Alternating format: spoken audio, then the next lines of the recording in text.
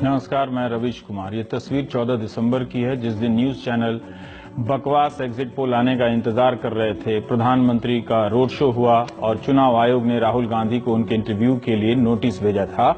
आप इन तस्वीरों को देखते हुए खुद भी तय कर सकते हैं कि राजस्थान के उदयपुर की अदालत के प्रवेश द्वार की छत पर धार्मिक ध्वज फहरा देने की यह तस्वीर उन तमाम खबरों की प्राथमिकता में सबसे ऊपर होनी चाहिए थी या होनी ही नहीं चाहिए थी।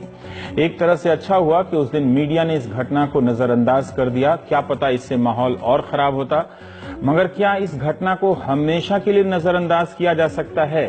क्या इस घटना पर बात नहीं होनी चाहिए ताकि इस भीड़ में शामिल नौजवान जो किसी धार्मिक उन्माद या जायज गुस्से के सहारे ही सही अदालत की तरफ दौड़े चले आए? इस तस्वीर को फिर से देखिए और ठंडे मन से विचार कीजिए कि वे क्या करने जा रहे थे।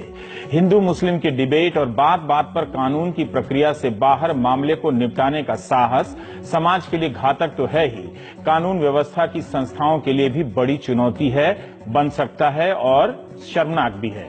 राजस्थान के उदयपुर की अदालत के गेट की छत पर चढ़कर भगवा ध्वज लहराने की यह तस्वीर संविधान की बनाई तमाम मर्यादाओं से खिलवाड़ कर रही है। जब आप सुप्रीम कोर्ट जाएंगे तो वहां गुंबद पर राष्ट्रीय ध्वज को लहराते देखते हैं तो श्रद्धा उमड़ती है, विश्वास भी। यह संस्था राष्ट्र ध्वज की छाया में सबके लिए न्याय के लिए प्रतिबद्ध है। क्या आप यह सहन कर सकेंगे कि कोई सुप्रीम कोर्ट के ऊपर तिरंगे के अलावा कोई और ध्वज फहरा दे? क्या आप यह भी बर्दाश्त कर सकेंगे कि अदालत की कार्यवाही को प्रभावित करने के लिए बाहर बड़ी संख्या में लोग नारेबाजी करने के लिए जमा हो जाएं? हम इंसाफ के दरवाजे पर जाकर रुक जाते हैं, उसकी तरफ निगाह किए रहते हैं कि फैसला आएगा और नियम, कानून और सबूतों के आधार पर आ जाएगा। पिछले 3 साल के दौरान तिरंगे को लेकर कितनी बहस हुई न्यूज चैनलों पर। जब ये झंडा आया तो बहस गायब। यूनिवर्सिटी में छात्रों ने लोकतांत्रिक जुलूस निकाले तो कहा गया कि उनमें राष्ट्रवाद की कमी है, इसलिए वहां 207 फुट की ऊंचाई पर तिरंगा फहराया जाएगा। 19 फरवरी 2016 के अखबारों और वेबसाइट आप गूगल कीजिए। तब की मानव संसाधन विकास मंत्री स्मृति ईरानी के साथ सभी केंद्रीय विश्वविद्यालयों के वाइस चांसलरों की बैठक हुई, जिसमें फैसला हुआ कि सभी केंद्रीय विश्वविद्यालय राष्ट्रीय ध्वज लगाएंगे। सबसे पहले जेएनयू में लगेगा, जबकि वहां पहले से ही तिरंगा कई वर्षों से लहराता रहा है। अखबारों में छपा था कि उच्च शिक्षा संस्थानों के छात्रों में एकता और सौहार्द की भावना पैदा करने के लिए यह फैसला लिया गया है और इस कदम से मजबूत भारत का संदेश जाएगा। इस फैसले के संदर्भ में अब आप राजस्थान के उदयपुर की अदालत के प्रवेश द्वार की छत पर भगवा ध्वज लहराने की घटना को देखिए। क्या इन लोगों में एकता और सौहार्द की भावना कुछ कम है? क्या राष्ट्रीय ध्वज के प्रति सम्मान की भावना कम है? क्या अदालत के प्रति सम्मान की भावना कम है, जो अपने संगठन का ध्वज लेकर छत पर चढ़ गए और फहराए? 14 दिसंबर के दिन यह नौजवान उदयपुर की अदालत की छत पर भगवा ध्वज लेकर चढ़ा था। नीचे उसके समर्थकों की भीड़ वंदे मातरम का नारा लगा रही थी। ध्वज पर जय श्री राम और राम जी की तस्वीर। अभी तक इस नौजवान की पहचान नहीं हो पाई है। कौन था ये लोग किस संगठन से जुड़े हैं, इसकी भी पहचान नहीं हो पाई है। हमारे सहयोगी संजय व्यास का कहना है कि ज्यादातर प्रदर्शनकारी शहर से बाहर के थे। 14 दिसंबर को पुलिस और इनके बीच कई बार झड़प हुई। पुलिस जितनी बार इन्हें हटाती, ये लोग दूसरी जगह जमा होते। शाम होते होते उदयपुर अदालत परिसर के बाहर जमा हो गए और वहां भी माहौल उग्र हुआ और इस हालत में पहुंच गए। ऐसी ही एक तस्वीर 1992 के साल में आपको दिखी होगी, याद भी होगी। तभी कुछ नौजवान अदालत परिसर की छत पर चढ़ गए और भगवा ध्वज लहरा दिया। सोचिए, न संगठन का पता, न पहचान का पता, और अदालत में इतने लोग आ भी गए, उसकी छत पर ध्वजा भी लहरा देते हैं। पुलिस ने उस दिन तत्परता से कार्रवाई न की होती तो माहौल और खराब हो सकता था। आपने कुछ दिन पहले एक वीडियो देखा होगा जिसमें शंभूलाल रैगर बंगाल से आए एक मजदूर अफराजुल की हत्या करता है, फिर जला देता है और फिर उसकी वीडियो रिकॉर्डिंग बनाता है। शंभूलाल राजसमंद का रहने वाला है, जो उदयपुर से 70 किलोमीटर दूर है। राजसमंद एक अलग जिला है, वहां पर अलग से अदालत है। उदयपुर में जो लोग जमा हुए थे वो किसी मुस्लिम सभा के सदस्यों के खिलाफ कार्रवाई की मांग करने के लिए जमा हुए थे। मुस्लिम सभा का कोई वीडियो वायरल हुआ जिसमें आपत्तिजनक नारे लगाए जा रहे थे। पुलिस ने वायरल हुए वीडियो के मामले में 10 लोगों को गिरफ्तार किया था। 4 अभी भी जेल में है और 6 की जमानत हो गई है। पुलिस को इनसे भी सख्ती से पेश आना चाहिए और पूछा जाना चाहिए कि ऐसे नारों को लगाकर वो किसका भला कर रहे हैं। क्या वो किसी जवाबी भीड़ के लिए जानबूझकर आग लगा रहे हैं? अफराजुल की हत्या हुई है, शर्मनाक है। मुख्यमंत्री वसुंधरा राजे ने भी कहा कि ये घटना शर्मनाक है। हालांकि अदालत के परिसर पर ध्वजा लहराने की घटना पर मुख्यमंत्री का कोई औपचारिक बयान हमें नहीं मिला, नहीं दिखा। पुलिस ने लेकिन अफराजुल के मामले में गिरफ्तारी करने में कोई देरी नहीं की। वसुंधरा राजे ने 5 लाख का मुआवजा भी दिया उसके परिवार को। लेकिन मजमा लगाकर ऐसे नारे लगाने की हिम्मत किसी भी सभा या संगठन को कहां से आती है? ऐसे लोगों पर पुलिस को लगातार नजर रखनी चाहिए, बराबरी के साथ। सवाल है कि अगर हिंदू संगठन की मांग सही भी थी तो भी क्या यह सही था कि वे प्रदर्शन करते हुए अदालत तक आते और छत पर चढ़कर भगवा ध्वज लहरा देते?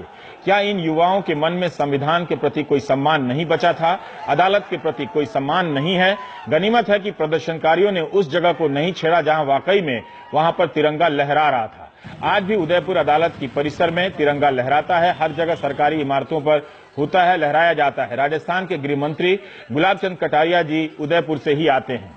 क्या सरकार को इस घटना को लेकर विशेष सतर्कता नहीं बरतनी चाहिए? अगर इसी तरह भीड़ अपनी ताकत धार्मिक पहचान से हासिल करती रही तो हालात क्या हो सकते हैं?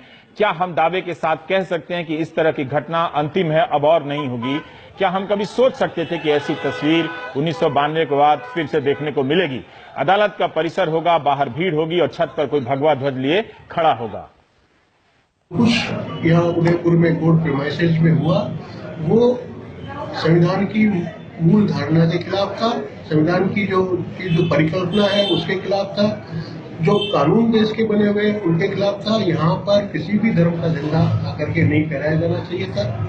और जिन लोगों ने भी पहनाया उनको इस बात का सम्मान करना चाहिए कि कुछ इंस्टीट्यूशंस अगर पार्टीजन हो जाएंगे, अगर पाक्षिक हो जाएंगे, अगर इस तरह की चीजें हो जाएंगी तो उसका अंत समाज में बड़ा प्रभाव समाज में गलत जाएगा। कोर्ट परिसर में कोई भी समुदाय हो या कोई भी व्यक्ति विशेष हो, न्यायालय प्रांगण में भगवा या किसी प्रकार का अन्य कोई झंडा नहीं फहरा सकते। ये कानूनी अपराध है और वो जो भी फहराया, जिसने भी फहराया, वो भारतीय दंड संहिता की धारा 143A, 143, 144 और 147-48 में एक ग्रुप बना करके जो किया गया है वो दंडनीय गंभीर अपराध है। ये दोनों उदयपुर अदालत में प्रैक्टिस करते हैं। धाराएं तो बहुत हैं, मगर क्या सख्त कार्रवाई होगी? घटना के मामले में उस दिन पुलिस ने 200 लोगों को हिरासत में लिया था। कुछ यूं ही अपने अदालती काम से आए हुए थे, मगर अब ज्यादातर सभी को जमानत पर छोड़ दिया गया है। तिरंगा की एक गलत तस्वीर दिख जाती है तो ट्विटर जगत सक्रिय हो जाता है, टीवी चैनलों में तूफान खड़ा हो जाता है। मीडिया और समाज के लिए उदयपुर की घटना को भुला देना क्या इतना सहज हो जाएगा? संवैधानिक दायित्वों से लैस किसी भी राजनीतिक पहचान के नागरिकों को क्या इस तस्वीर से सतर्क नहीं होना चाहिए? हम उदयपुर पुलिस के आईजी का बयान उस दिन का दिखाना चाहते हैं आपको, वो जो उन्होंने मीडिया से बात करते हुए दिया था। धारा 144 का उल्लंघन करते हुए बिना अनुमति के कुछ असामाजिक तत्वों के द्वारा जुलूस निकालने का या उपद्रव करने का प्रयास किया गया, पुलिस पर जो पथराव किया गया, उसके संबंध में 3 मुकदमे दर्ज किए गए हैं। पुलिस द्वारा कल की घटना के लिए लगभग 200 लोगों को हिरासत में लिया गया है। उनकी 91 मोटरसाइकिलों को और 2 कारों को जब्त किया गया है। उनके खिलाफ यथोचित कानूनी कार्रवाई की जाएगी। वो कौन है, क्या उनके मन में आया कि अदालत की छत पर वो ध्वजा लेकर गए, इसकी पड़ताल होनी चाहिए। हालत यह है कि ट्विटर पर कुछ लोग मुख्यमंत्री वसुंधरा राजे की भी आलोचना करने लगे कि उन्होंने प्रदर्शनकारियों पर कार्रवाई क्यों होने दी, क्यों 5 लाख का मुआवजा दिया। ऐसे तर्कों को भी जगह मिल रही है और आए दिन ऐसी घटनाओं से लोगों को सहज किया जा रहा है। कई लोगों ने इस घटना की निंदा भी की, बहुत कम उस दिन, क्योंकि सब एग्जिट पोल जो सारे गलत निकले उसमें बिजी थे। इस घटना को भावुकता या आक्रोश से मत देखिए, ठंडे दिमाग से देखिए और सोचिए कि कहीं हमने संवाद के सारे मौके तो नहीं खो दिए, दरवाजे तो बंद नहीं कर दिए। क्या धार्मिक वजहों को लेकर कोई भी इस हद तक, चाहे वो हिंदू संगठन हो चाहे मुस्लिम संगठन हो, इस हद तक उग्र हो सकता है कि अदालत की इमारत के करीब पहुंच जाए? हमारे सहयोगी मुन्ने भारती ने प्रशांत भूषण से बात की। वही ऐसे मामलों में सबसे बोलने का जोखिम उठाते हैं, उनके बाद कोई बोलता भी नहीं है। फेसबुक पर, सोशल मीडिया पर भद्दी भद्दी गालियां देना, रेप की थ्रेट्स देना, मारने की थ्रेट देना, लोगों को मारपीट कर देना, सब कुछ हो रहा है, लेकिन इन लोगों के खिलाफ कुछ नहीं होता। इन लोगों को ये फीलिंग हो गई है इसके चलते हुए कि भाई सब कुछ, सारा तंत्र हमारा है, सरकार हमारी है, पुलिस हमारी है, कोर्ट हमारा है। ये जो इन्होंने किया कोर्ट के ऊपर अपना भगवा झंडा फहरा देना, ये तो क्रिमिनल ट्रेसपास भी है, inciting communal hatred, communal violence भी है और साथ में कंटेम्प्ट ऑफ कोर्ट भी है। लेकिन इन लोगों के खिलाफ कोई एक्शन नहीं हो रहा है, खासकर जिन राज्यों में भाजपा की सरकारें हैं, जहां उनकी पुलिस है। और ये दुर्भाग्य की बात है कि कोर्ट ने भी इस पर कोई एक्शन नहीं लिया, जबकि ये सीधा सीधा कंटेम्प्ट ऑफ कोर्ट का मामला बनता है, क्रिमिनल ट्रेसपास के अलावा। आप कह सकते हैं कि प्रशांत भूषण की एक पहचान मोदी सरकार के आलोचक की भी है, लेकिन क्या ये घटना काफी नहीं है कि जो सरकार के समर्थक हैं, जो सरकार में मंत्री हैं, वो इसकी मजम्मत करें, इसकी आलोचना करें? हिंदू और मुसलमान के बीच कई बार टकराव की नौबत आती है, कुछ ठोस वजह भी होती हैं दोनों तरफ से, लेकिन क्या ऐसी स्थिति का लाभ उठाकर भीड़ का निर्माण करना चाहिए, उसे हाँक कर कोर्ट की तरफ ले जाना चाहिए? क्या इसकी पहले से कोई योजना बनी होगी? मालूम नहीं। क्या करना चाहिए था, इस पर आप ही विचार कीजिए। ऐसी किसी भी भीड़ जिसे अदालत और कानून का खौफ ना हो, हमारे समाज को कैसे बदल रही है, संवैधानिक संस्थाओं के प्रति हमारे नजरियों को कैसे बदलती जा रही है, हम सबको सोचना चाहिए। मैं शनिवार को गोवा में था, वहां एक दीवार पर एक पोस्टर दिखा और यह पोस्टर हिंदू जन जागृति समिति का है। इस पोस्टर में राष्ट्र ध्वज के सम्मान की बातें लिखी गई हैं। कहा गया है कि प्लास्टिक के ध्वज का इस्तेमाल ना करें, चेहरे और शरीर पर राष्ट्र ध्वज की आकृति न बनाएं, कहीं पर राष्ट्र ध्वज पड़ा मिले तो उसे सम्मान के साथ शासकीय कार्यालय में जमा कर दें। लेकिन उदयपुर के ये नौजवान भी किसी अज्ञात हिंदू संगठन के नाम पर जमा होकर अदालत तक आ गए और छत पर राम पताका फहरा गए। क्या हिंदू जागरण समिति के लिहाज से ऐसा करना राष्ट्र ध्वज का सम्मान होगा? हमारे सामने दो तरह के हिंदू संगठनों का नजरिया है, फैसला आप कर सकते हैं। हमारे सहयोगी सुशील कुमार महापात्रा ने रिटायर्ड जस्टिस सोडी से इस बातचीत की। जस्टिस सोडी ने कहा कि न्यायपालिका इस तरह से और ऐसे हालात में तो नहीं चल सकती है। मुझे बहुत शर्म आ रही है कि हम उस मुल्क में रह रहे हैं जिस मुल्क में लॉ एंड ऑर्डर सरकार मेंटेन नहीं कर सकती। दूसरी चीज़ ये है, ये जो जुडिशरी है ये सिर्फ किसी खास धर्म की नहीं है। ये जुडिशरी में आप जैसे ये गुंडे हैं, इन गुंडों को भी कभी जरूरत पड़ेगी तो सिर्फ कोर्ट में ही आ सकते हैं। अच्छा आदमी भी कोर्ट में जाता है और ये बुरा आदमी भी कोर्ट में जाता है और उसका वहीं उसको न्याय मिलता है। अगर न्याय प्रक्रिया ना रही और ये ऐसे वेंडलिज्म शुरू हो गई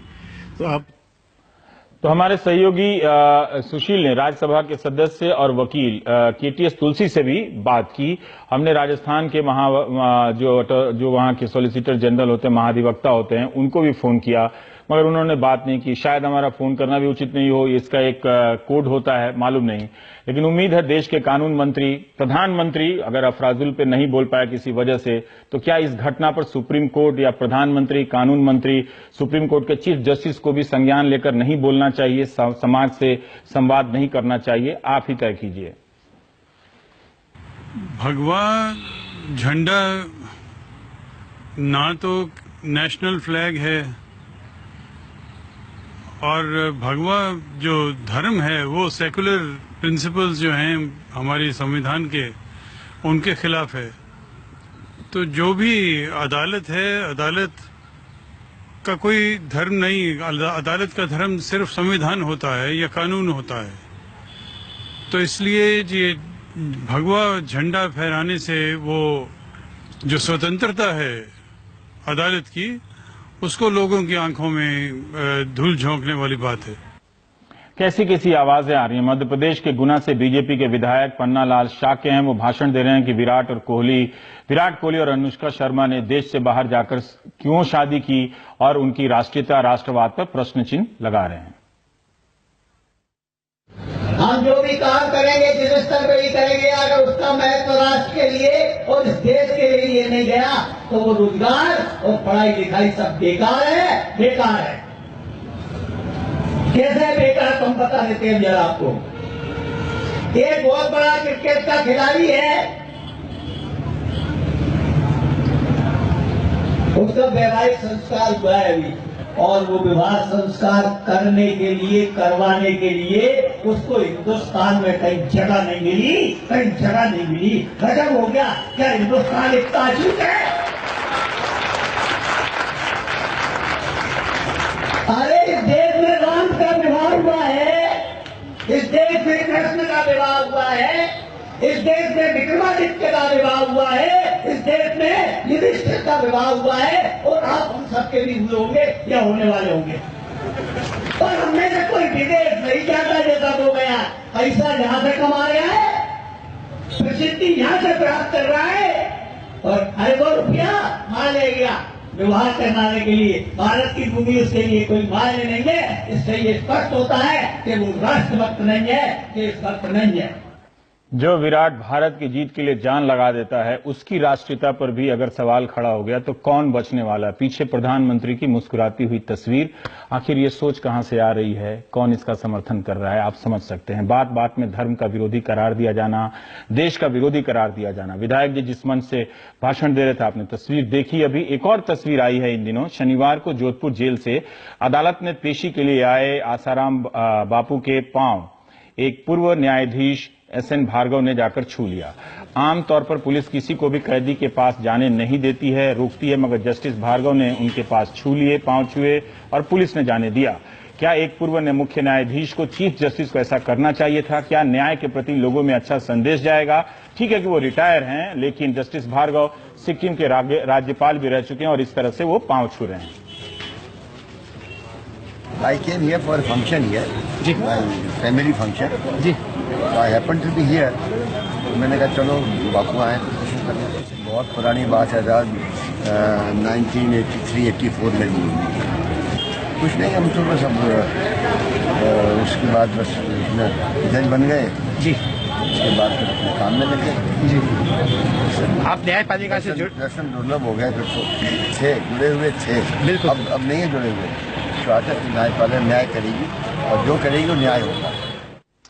क्या हमने गलत को गलत कहने का साहस खो दिया है, या अब बहुत से ऐसे लोग ऐसी घटनाओं और बातों से सहमत और सहज होने लगे हैं जिसमें मीडिया भी है?